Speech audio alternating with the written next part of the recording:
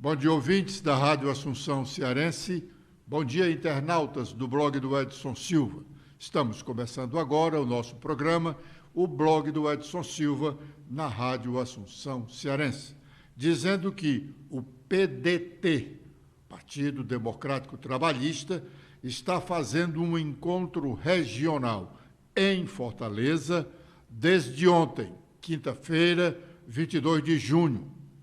Na abertura oficial, à noite passada, vários oradores defenderam a bandeira da agremiação e o presidente do partido, o deputado federal André Figueiredo, lembrou que o julgamento que o Tribunal Superior Eleitoral está fazendo desde ontem sobre abuso de poder político do ex-presidente Jair Bolsonaro na campanha eleitoral do ano passado, esta ação foi provocada pelo PDT.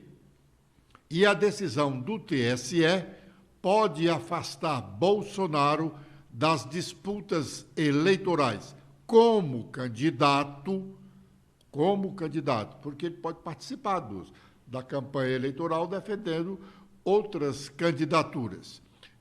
Ele não poderá, em perdendo os direitos à elegibilidade, ficando inelegível, ele não pode concorrer a nenhum cargo eletivo até o ano de 2030. Mas o detalhe do encontro do PDT aqui em Fortaleza é que dos cearenses, só os pedetistas adversários do governo Eumano de Freitas compareceram, destacando 3 deputados estaduais, Antônio Henrique, Cláudio Pinho e Queiroz Filho. Os outros deputados estaduais do PDT, 10 ao todo, são aliados do governo Eumano. Portanto, estão dissociados do diretório estadual e, mais ainda, do diretório municipal da agremiação. Os vereadores de Fortaleza, do PDT, e o deputado federal Mauro Filho também participaram do evento. O vice-presidente estadual da sigla no Ceará, senador Cid Gomes, não compareceu e ninguém citou o nome dele nos vários discursos proferidos, uma demonstração de que o partido não o tem mais como um dos seus líderes. O evento do PDT também serviu para ser um momento de louvação ao prefeito José Sarto, que fez um discurso ressaltando as obras de sua administração para enfatizar que, neste momento, Fortaleza tem 200 obras da prefeitura em execução e, não sei por que, disse, nenhuma paralisada, talvez fazendo alusão ao pronunciamento recente do presidente estadual do partido, deputado André Figueiredo, que reclamou dos últimos governos do estado do Ceará, Camilo, Isolda e agora Eumano, de deixarem as obras paralisadas, obras, inclusive, que foram paralisadas no governo Cid Gomes. Já se vão lá quase próximo dos 10 anos. O discurso de Ciro Gomes encerrou o evento. Vamos ouvir parte dele. E que é um exemplo de administrador, mas como todo administrador, como todo político, não é um homem perfeito, tem defeitos, e o mais grave deles na política é que ele detesta a pabulagem. Hoje eu gostei ele mostrando o serviço que está prestando, porque é um dever prestar contas. E o Sarto é este exemplo de homem sereno, discreto, humilde, tímido. Agora eu quero desafiar os nossos oponentes, proponentes para dizer qual deles é capaz de ter feito mais do que o Sarto tem procurado fazer em qualquer área que os nossos adversários queiram escolher. É assim que a nossa militância vai para as ruas a partir de agora.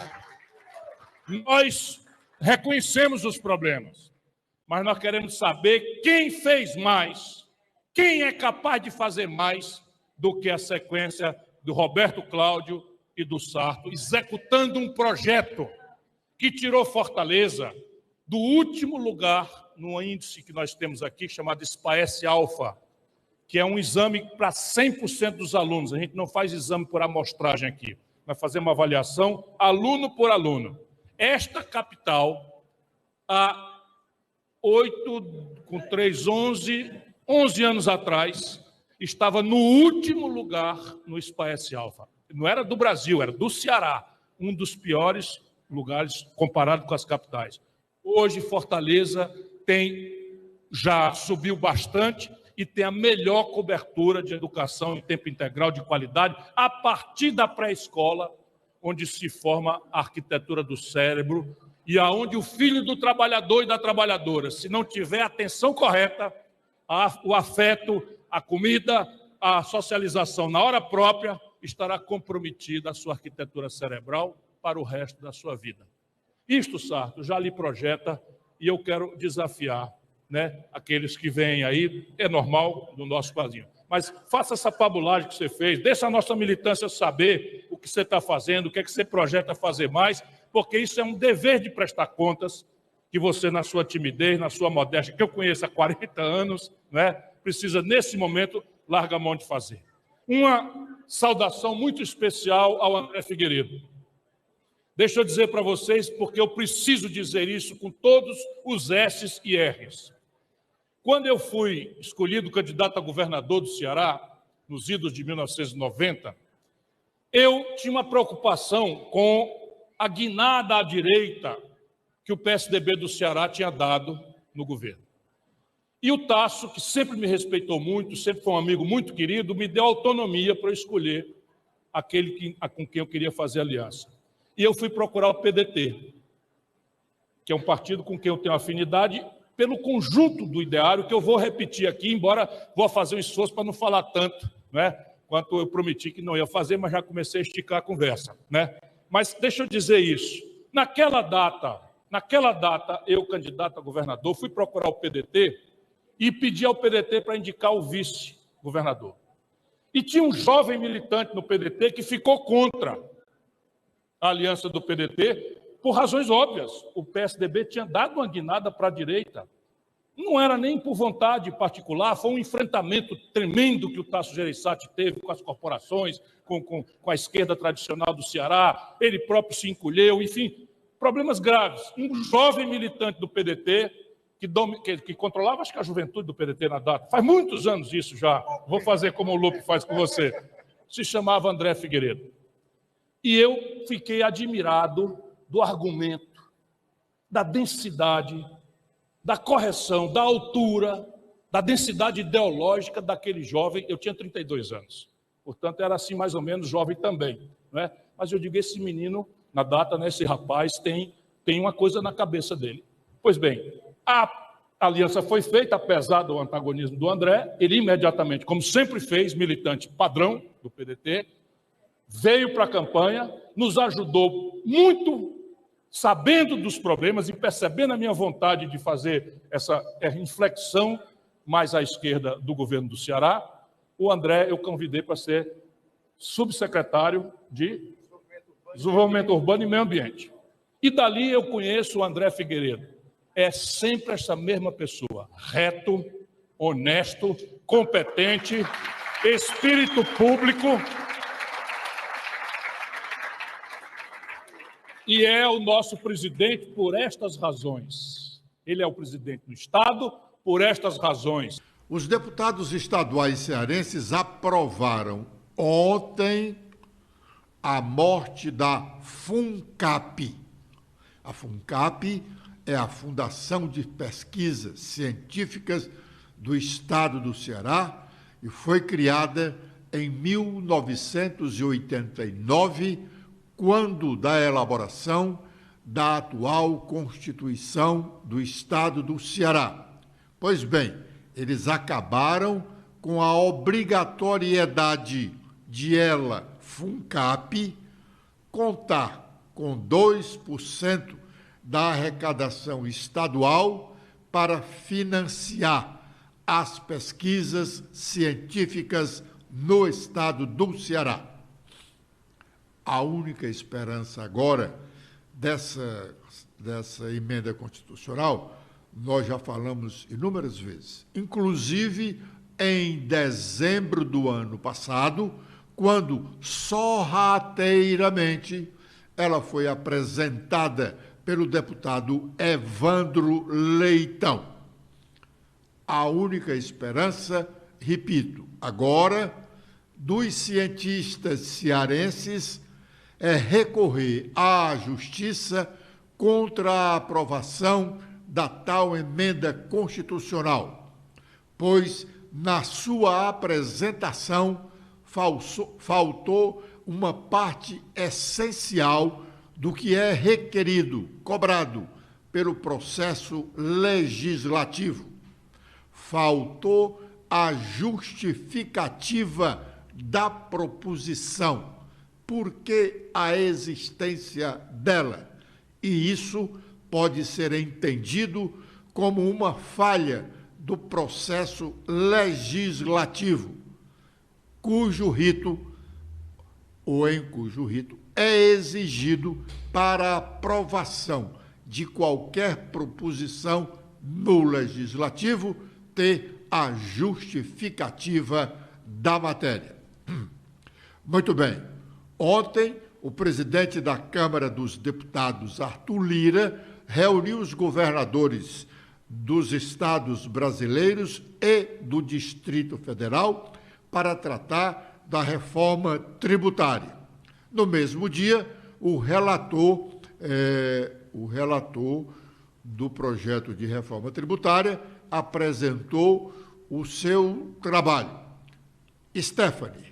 Olá, Edson. Olá, internautas do blog do Edson Silva. Agora a gente fala sobre a reforma tributária, que a Câmara dos Deputados destaca que, em entrevista coletiva, o relator da reforma, o deputado Aguinaldo Ribeiro, do PP, disse que elaborou um substitutivo à reforma tributária, mas que ele ainda é preliminar. O texto tem a previsão de um imposto sobre bens e serviços com, no máximo, 3 alíquotas. A padrão, uma reduzida em 50% para alguns setores de transportes, saúde, educação, produtos agropecuários, alimentos, higiene pessoal, atividades artísticas e culturais.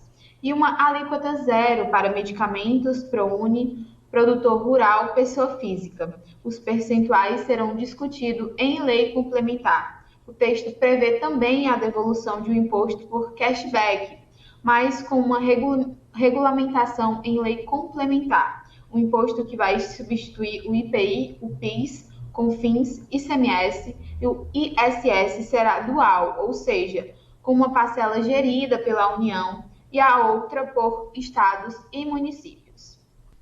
Os desembargadores do Tribunal Pleno ou Pleno Especial do Tribunal de Justiça do Ceará continuaram ontem o julgamento da manutenção ou não da liminar concedida pelo desembargador Durval Aires Filho, suspendendo o pagamento da taxa do lixo.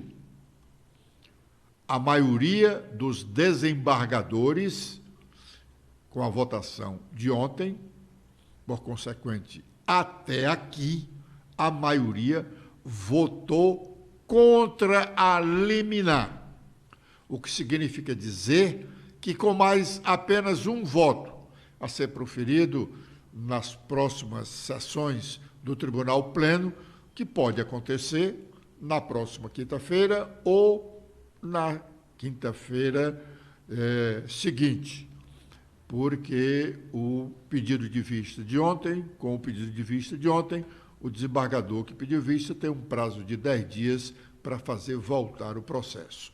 A liminar, então, se tiver mais um voto, fica sem efeito e os fortalezenses voltarão a ser obrigados a pagar a taxa do lixo. O mérito da ação, se ela é constitucional ou não a lei, o mérito da ação proposta pelo Ministério Público Estadual só será julgado posteriormente, depois de agosto. A tendência é o Judiciário considerar constitucional a lei que instituiu a taxa do lixo em Fortaleza, seguindo o entendimento da Advocacia Geral da União, cujo parecer, em ação semelhante, em tramitação no Supremo Tribunal Federal, disse que a lei que instituiu a taxa do lixo é constitucional. Agora é o momento de sabermos quais as nossas manchetes. Letícia. Olá, Edson. Olá a todos que acompanham o nosso programa de hoje. Com as atualizações feitas no nosso blog, temos que a reforma tributária será votada no início de julho, prevê Arthur Lira. O texto da proposta foi discutido pela manhã com governadores e outros representantes dos 26 estados e do Distrito Federal em esse encontro que ocorreu ontem. Lula se reúne em Paris com presidentes da África do Sul e de Cuba. Lula está na Europa desde a última terça-feira, dia 20, e antes da capital francesa, ele cumpriu a agenda em Roma e no Vaticano, na Itália. A Câmara de Fortaleza aprova a LDO em primeira discussão. A votação deve ser concluída próxima semana. Com previsão de receita estimada no valor de 12 milhões de reais, a proposta foi aprovada com 18 emendas ao texto base. A deputada doutora Silvana propõe humanização de atendimentos em UTIs no estado do Ceará. Ela citou o exemplo positivo do Hospital São José e disse que irá propor que seja repassado para outros equipamentos de saúde do estado. Com os destaques nacionais iniciando pelo Estadão, temos em principal manchete também sobre a reforma tributária, que prevê um cashback, um fundo de 40 bilhões de reais para estados e fusão de impostos. Com os destaques do Globo, temos em principal manchete a coluna de Malu Gaspar, fala sobre Bolsonaro inelegível. Alexandre de Moraes enquadra ministros para que não travem o julgamento no Tribunal Superior Eleitoral. Muita conversa e um acordo mantido em absoluto segredo, tudo para evitar que o processo se arraste. Também temos em destaque que Lula diz que exigências da União Europeia para acordo com o Mercosul são uma ameaça. Sobre a vacina falsa do ex-presidente Bolsonaro, o secretário admite o uso de senha de enfermeira para excluir dados do Sistema Único de Saúde. E com as últimas da Folha de São Paulo, temos que emendas para ministros irritam o Congresso e Planalto pede que repasses sejam desfeitos. A verba usada saiu dos 9,9 bilhões de reais que Lula herdou após o fim das emendas de relator. O ministro da Agricultura é o principal alvo. E também temos em principal manchete sobre a Codevasp, que comprou máquinas de empresas que sequer tinham funcionários, de acordo com a Controladoria Geral da União. A auditoria identificou aquisições por preço maior quando havia opções mais baratas. Bom, nós fizemos uma entrevista ontem com a enfermeira Liliane Lima. Ela foi uma das batalhadoras na defesa do piso nacional da enfermagem. Ela trabalhou junto ao deputado federal Mauro Benevides Filho. Nós perguntamos inicialmente a ela dizendo que os enfermeiros ganharam. O piso nacional da enfermagem foi aprovado pelo Congresso Nacional, foi sancionado pelo presidente da República. Os recursos da União para auxiliar os estados e os municípios a complementarem as suas despesas correspondentes ao piso nacional da enfermagem já foi liberado, mas os enfermeiros ainda não podem dizer que ganharam, ainda não estão recebendo o piso e vai demorar ainda algum tempo para que isso se efetive. Vamos ouvir parte da entrevista com a enfermeira Liliane Lima. Qual é a sensação que vocês experimentam com essa demora, essas dificuldades todas? Eu costumo dizer, meu querido Edson Silva, que a gente fica rico e fica pobre. Tem momentos que dá tudo certo, que a lei vai ser aplicada, que os estados, municípios, a rede privada e filantrópica vai pagar o piso e, de repente, acontece uma nova história, a novela mexicana da enfermagem, que a gente praticamente está falando dessa forma, e desestrutura tudo que nós estamos construindo há 3 anos e meio para dar dignidade à maior categoria de profissionais da saúde do Brasil. Bom, qual é o principal problema hoje para que vocês ainda não estejam recebendo o piso salarial da enfermagem? Hoje, a Lei 14.434 ela ainda não está implantada. Nós estamos vencendo um grande desafio, inclusive em 2 momentos políticos. Por quê? O piso salarial da enfermagem ele está envolvendo 2 presidências, né? Ano passado, essa Lei 14.434 foi sancionada pelo governo Bolsonaro. Esse ano, para poder ajudar mais ainda nessa questão do recurso, a Lei 14.581 foi sancionada pelo governo Lula, mesmo diante de toda essa trajetória, além da PEC 27, que são as emendas constitucionais, aí provida pelo deputado Mauro Benevides Filho, aqui do nosso Ceará, que nos deu alta voz dentro daquele Congresso. Diante de todo esse arcabouço, a gente ainda não conseguiu, de fato, implantar o piso salarial da enfermagem. Portanto, o STF foi entrado junto com as entidades privadas, filantrópicas, recurso, né, para de vez tirar o nosso piso. Eles falam que não tem recurso suficiente para pagar o piso da enfermagem. Então, o setor privado e filantrópico, eu acredito que é um dos maiores desafios, além para essa implementação do nosso piso, por meio da ADI 722. Sim, mas o poder público também está alegando dificuldades, né? Sim. Embora o governo federal tenha liberado um expressivo montante de recursos, mas os governos estaduais e as prefeituras dizem que esses recursos não são suficientes para pagar o piso. O Supremo Tribunal Federal está ainda decidindo essa ADIM, poucos ministros votaram, mas dos poucos que votaram, o placar indica que eles dizem que o poder público vai pagar o que for possível com essa ajuda do governo federal. Se ela der para pagar o piso, ele pagará o piso, o poder público. Se não, ele não pagará o piso. Exato. Já em relação à iniciativa privada, e entram aí as santas casas, né, que chamam o quê? Como se chama? Filantrópicas.